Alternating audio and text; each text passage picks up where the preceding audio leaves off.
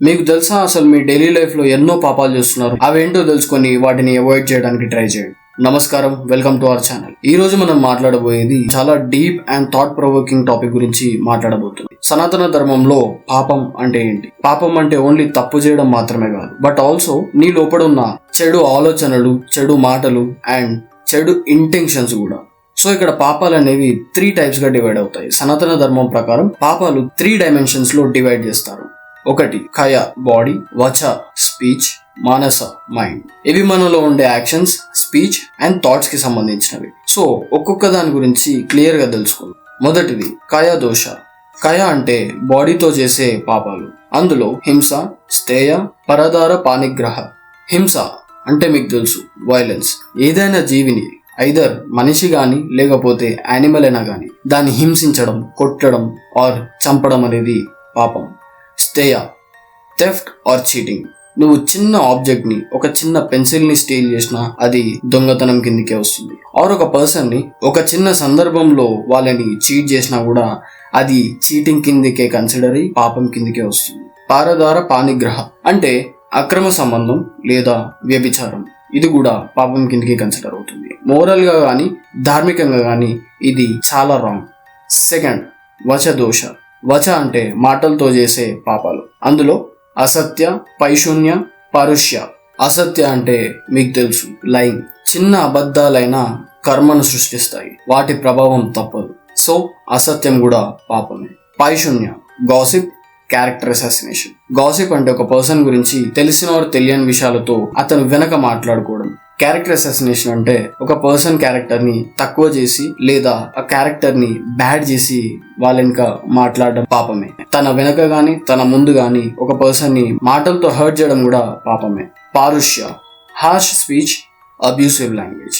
Harsh speech అంటే ఒక person తో హార్ష్ గా అంటే రూడ్ గా మాట్లాడడం అండ్ అబ్యూజివ్ లాంగ్వేజ్ యూజ్ చేయడం అంటే మొత్తం బ్యాడ్ వర్డ్స్, బూతులు మాట్లాడడం వంటివి చేస్తే అది కూడా పాపమే అవుతుంది.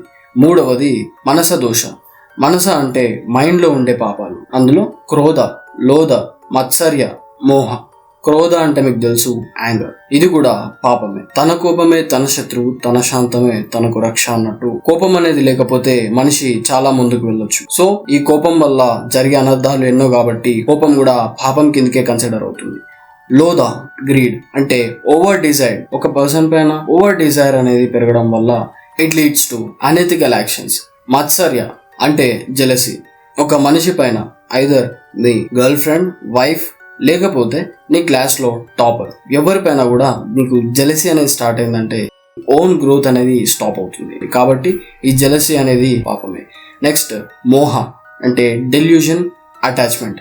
ఇల్యూజన్ లో పడిపోవడం, రియల్ పర్పస్ ని మర్చిపోవడం. ఇది కూడా పాపం కిందకే కన్సిడర్ అవుతుంది. సో ధర్మంగా జీవించడం ఎలా? సనాతన ధర్మం చెప్పింది పాపాలు అవాయిడ్ చేయడంతో పాటు ధర్మాన్ని ఫాలో చేయాలి.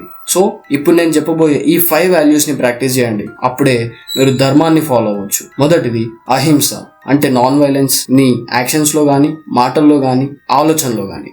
నెక్స్ట్ సత్య, స్పీక్ ద ట్రూత్. నిజాన్నే మాట్లాడు, చేదుగా ఉన్నా పర్లేదు నిజాన్నే మాట్లాడు. దయ, అందరికీ దయని చూపించు.